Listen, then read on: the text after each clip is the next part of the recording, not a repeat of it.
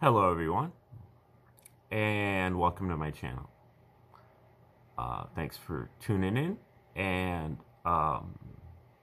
this is an educational channel. We try to spotlight great theories of everything, and go deep into them, and show you how you can use these things to the best benefit for your own life. Today is our 570th video that we've done on the reciprocal system of theory from Dewey B. Larson. And Mr. Larson was an American engineer who lived in the 20th century. In 1959, he proposed his two fundamental postulates about how he believed the universe operated. And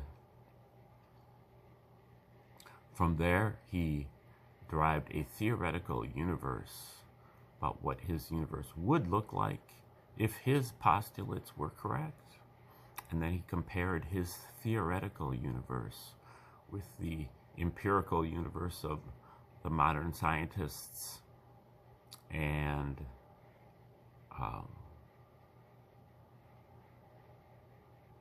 Larson was able to virtually recreate many of their scientific tables strictly from his theory. And so that leads me to believe that he was on the right track. Not saying that he got everything right, but that he has a generalized theory that is correct. And now the question is how to apply the theory.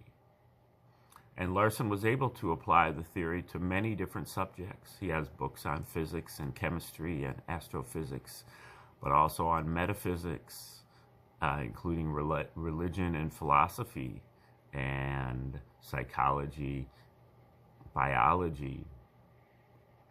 And he also has two books on economics.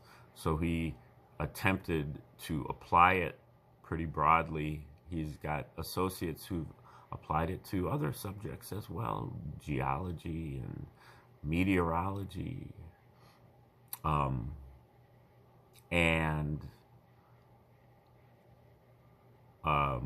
Not all the kinks are worked out, and hardly anybody knows about the theory because it's pretty difficult to get into. And the powers that be maybe sense its power and have done the ignore approach to it. But Larson was one of the only scientists, not the only, but one of the only, to propose a cosmology that is based on motion. Not matter, not energy, but motion. The universe is composed entirely of one component, motion, existing in 3 dimensions, in discrete units, and with 2 reciprocal aspects, space and time. Okay, that's where the reciprocal part comes from. The motion is the relationship between space and time, and that is a reciprocal relationship.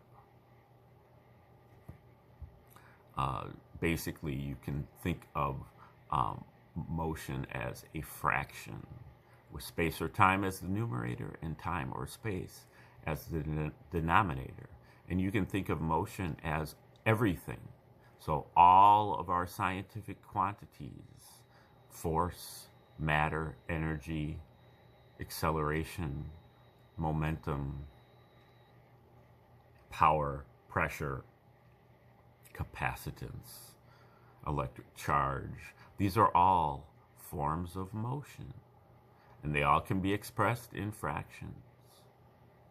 Now, when Larson is referring to motion, he's referring to a generalized kind of motion that he calls scalar motion, or generic or intrinsic motion.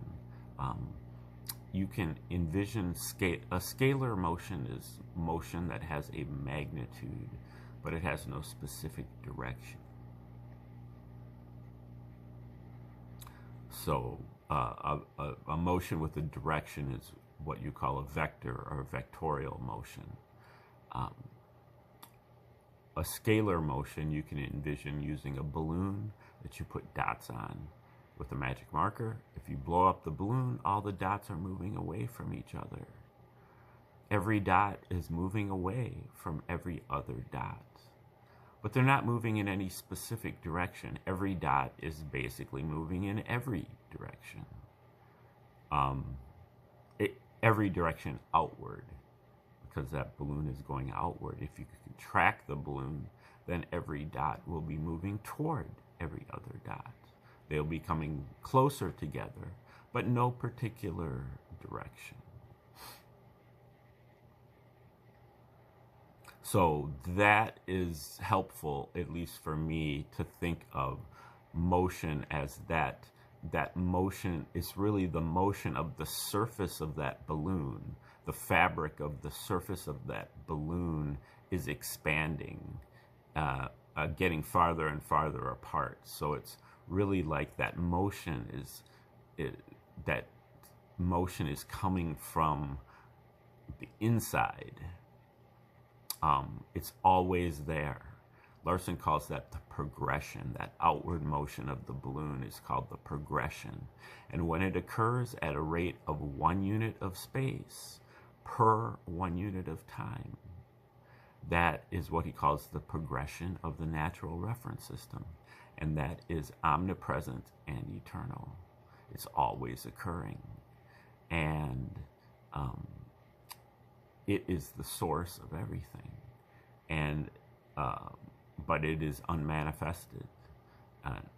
Manifestation occurs by reversing that source, and really it must be reversed in 3 dimensions.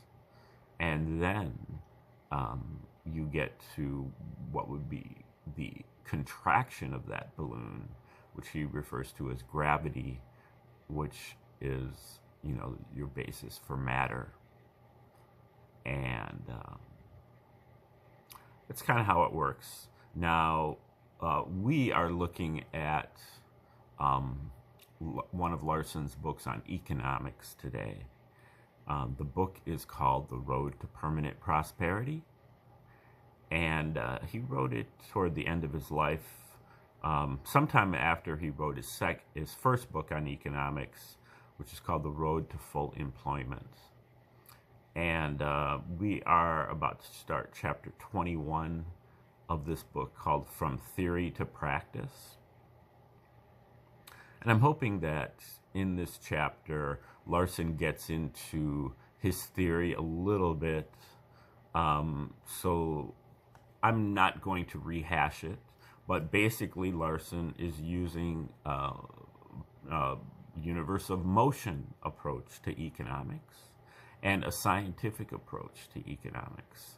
He sees the economic system as a system in motion and a system that can be, set to mathematical equations that are exact, and an economic system that can be controlled, just like an engineer would control something. By understanding how it works, and permanent prosperity can come from the judicious monitoring of the economic system and kind of putting your finger on the scale at proper times and places to kind of smooth out your boom and busts cycles of economics, so that you always have a system that's like kind of humming. And I think Larson is going to get into that quite a bit here in the last couple chapters of this book.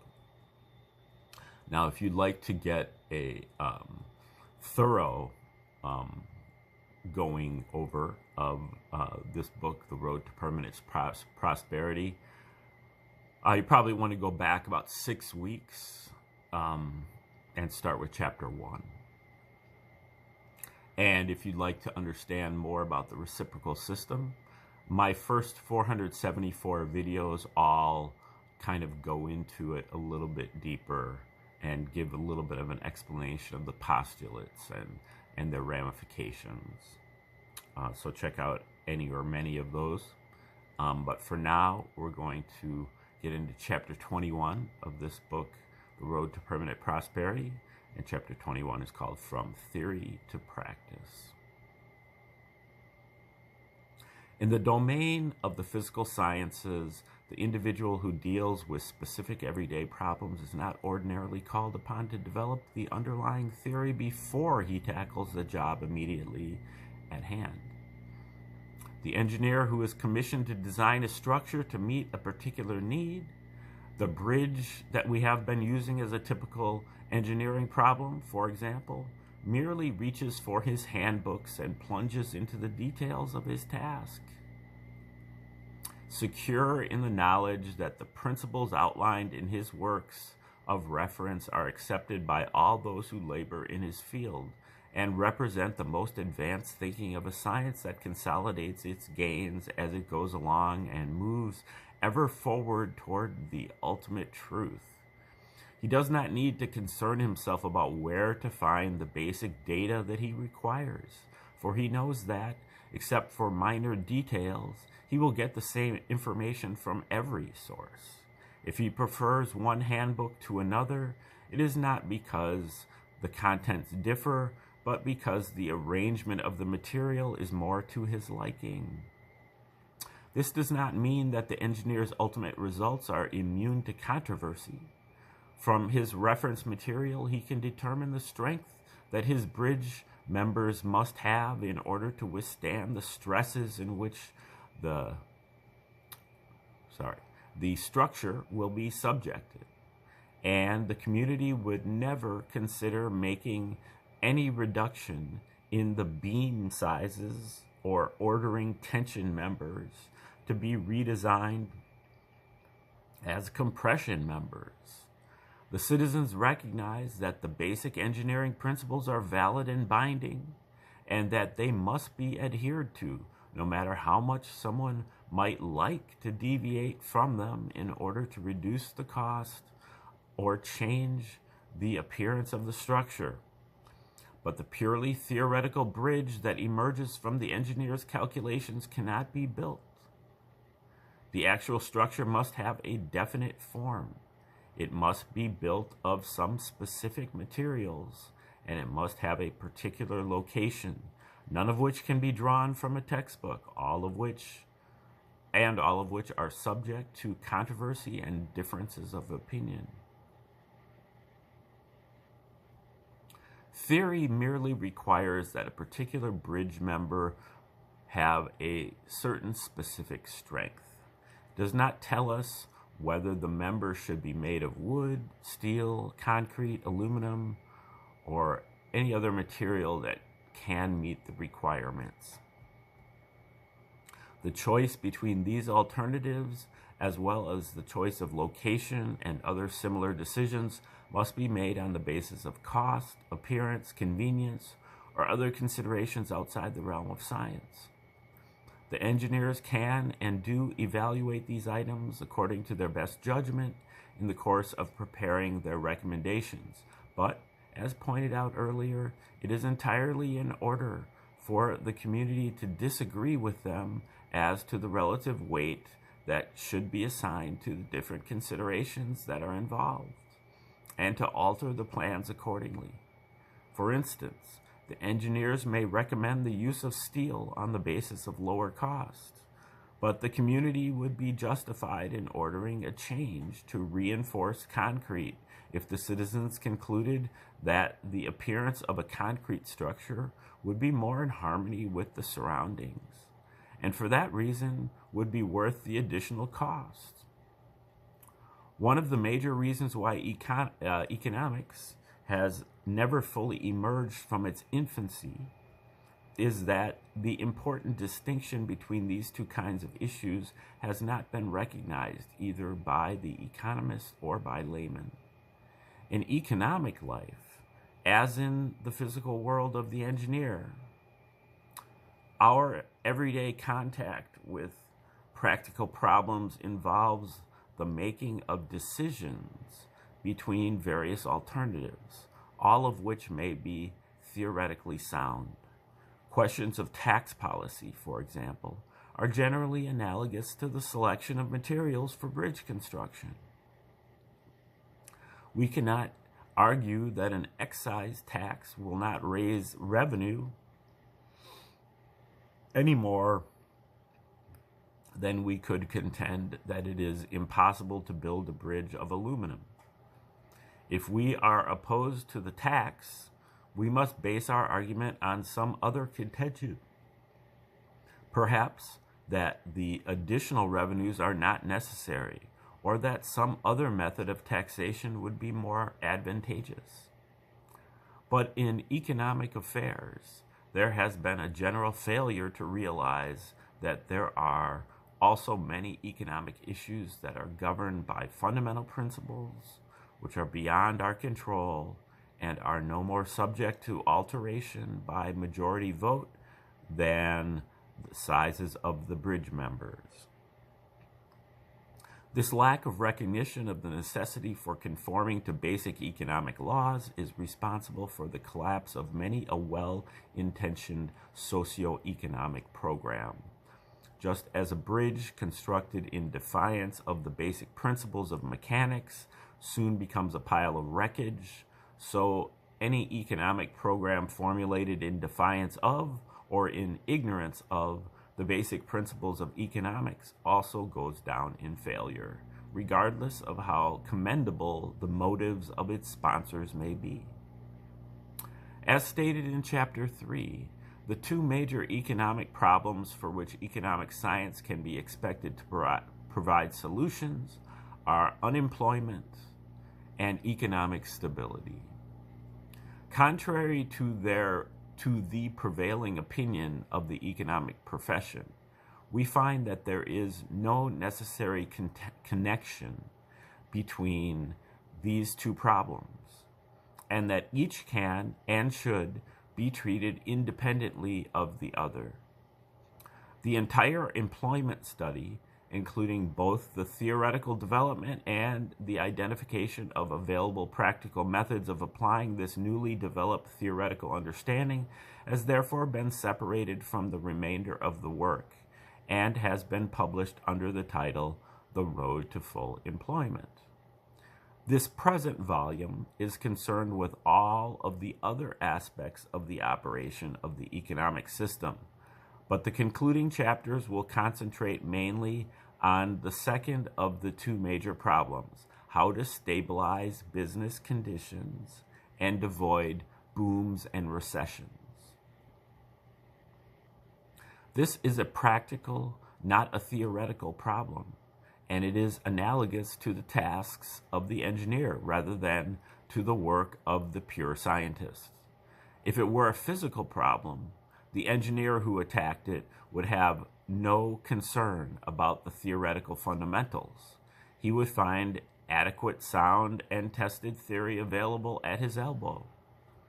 But economics provides no such background of established and accepted theory.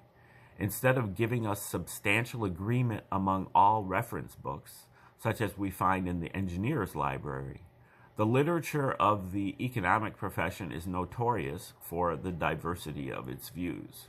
Quote, economists are still of many schools and clash heatedly on 1,000 issues, reports Arthur F. Burns. In large part, this lack of agreement stems from the absence of any definite correlation between the hypothetical economic world of the academic theorists and the real economic world in which we live and go about our daily tasks. Quote, For the purpose of academic theorizing, says Jacob Viner, who was not a zealous critic of the economic profession, as his words might suggest, but a prominent member of the economic establishment. Continuing the quote, the premises the theorist starts from may, without serious penalty, be arbitrarily selected, narrowly restricted in range, and purely hypothetical in nature. End quote. In the same connection, he admits that, quote, for purposes of teaching or of acceptable writing for his restricted audience of fellow theorists, his conclusions are of little importance, and what matters above all is the rigor and elegance of his manner of reaching them. End quote. But these theorists who are interested primarily in elegance of treatment and regard conclusions applicable to real economic problems as unimportant trivia are at present our only source of economic theory. And they cannot give the public official or businessman who needs answers to concrete practical problems the kind of help that is needed. Again, according to Viner, quote, the theorist's habitual methods of analysis are such as to lead to, quote, right or wrong answers to manufactured problems, the premises and the criteria of rightness being so chosen as to make this not only possible but necessary. For the policymaker, however, the problems are, for the most part, not of his own devising, but are presented to him by outside sources in vague and ill-defined fashion, and what he asks of his advisors consists as much of help in determining what the problems are as of help in finding solutions for them. The theorist here is likely to find himself uninformed and unskilled. End quote. The first task of the present project has therefore been to supply the practical, usable economic theory that we cannot get from the theorists to whom Viner refers, to sift the great mass of material available in the economic literature, separate the grain from the chaff, and build from the ground up the sound theoretical structure that is essential for any real progress toward the defined goal. The results of this effort continue the preceding 20 chapters of this work. No answers to practical problems were developed in those pages, although the solutions for many of our present difficulties are clearly foreshadowed by the theoretical relations and principles that were there formulated. The work up to this point has been confined to producing the equivalent on a limited scale of the engineer's handbooks, a compilation of pertinent rules and principles that will form the background for our approach to the problems at hand. The most important of these are the general economic equation and the 17 basic principles, which are here recapitulated for convenient reference. Okay, and we've got kind of a jumble here of the text that I'm attempting furiously to correct right now so that we can read it off, but the general economic equation, I believe, states that B equals PV. B is buying power or purchasing power. P is price, and V is volume. So B equals PV. The purchasing power equals the price times the volume. The basic principles governing primary economic processes. Principle 1.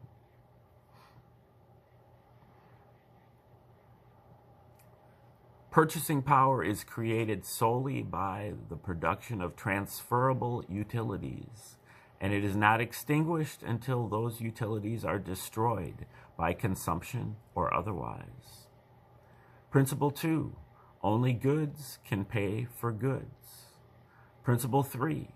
Purchasing power and goods are simply two aspects of the same thing, and they are produced at the same time by the same act and in the same quantity. Principle 4. Exchanges between individuals or agencies at the same economic location, the same location with respect to the economic streams, have no effect on the general economic situation. Principle 5. The income to the producer from goods produced is exactly equal to the expenditures for labor and the services of capital. The net result to the producer is zero. Principle 6. The circulating purchasing power arriving at any point in the stream is equal to that leaving the last previous processing point, plus or minus net reservoir transactions. Principle 7. Except as modified by reservoir transactions, the purchasing power, money or real, available in the goods market is equal to the purchasing power expended in the production market. Principle 8.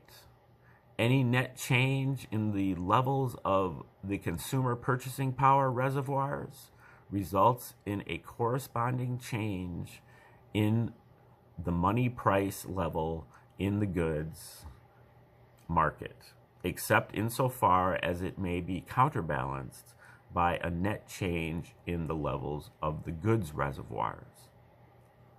Principle 9. The market price levels are independent of the volume of production. Principle 10. Any net flow of money from consumer reservoirs to the purchasing power stream, or vice versa, causes a corresponding change in either production volume, production price, or both. Principle 11. Arbitrary increases or decreases in wage rates have no effect on the volume of production or the ability of consumers as a whole to buy goods. Principle 12. Voluntary market price changes by producers have no effect on the volume of production or the ability of consumers as a whole to buy goods. Principle 13. All consumer purchasing power must be used for the purchase of goods from producers. It cannot be used for the purchase of goods already in the hands of consumers or for raising the prices of such goods. Principle 14. The quantity of money existing within an economic system has no effect on prices or on the general operation of the system, except insofar as the method by which money is introduced into or withdrawn from the system may constitute a purchasing power reservoir transaction. Principle 15. Credit can make goods available to one individual or group of individuals only by diverting them from other individuals. Principle 16. The cost of the services of capital is fixed by competitive conditions independently of productivity. And Principle 17. Average real wages are determined by productivity and are equal to total production per worker, less the items of cost that are determined independently of productivity, taxes, and capital costs. Okay, that is all 17. back to the text. That was the text, but that was back to Larson's discussion. Here in these 17 basic principles and the general economic equation are the teachings of economic science as they apply to the subject matter under consideration. These principles rest firmly on solid facts, not on assumption, speculation, or guesswork, and they have been derived from those facts by processes which are logically and mathematically exact, even though extremely simple. Because of their factual nature, they are specific. In their statement, there is none of the hedging or evasion that characterizes much of the usual treatment of economic subjects. All relations are set forth in positive terms, not as tendencies or propensities. In addition to being specific, these principles are universal. Unlike many of the conclusions of conventional economics, they are not limited to any particular economic system or to any special set of conditions. They govern the cave dwellers in their strenuous efforts to earn their living at the dawn of history, and they will apply with equal force to the streamlined, multi-cylinder economic machine of the far distant future. They govern economic processes, not merely the systems of which these processes are constituent parts. And they are applicable to the processes wherever and under whatever system they may appear. The familiar contention that a socialistic economy is subject to a set of principles that differ from those which rule our individual enterprise system is as absurd as if we were to contend that the laws of physics applicable to a concrete bridge are not the same as those which apply to a steel structure.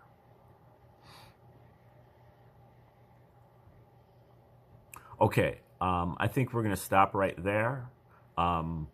As you can see, that is a very fundamental aspect of this book here, chapter 21.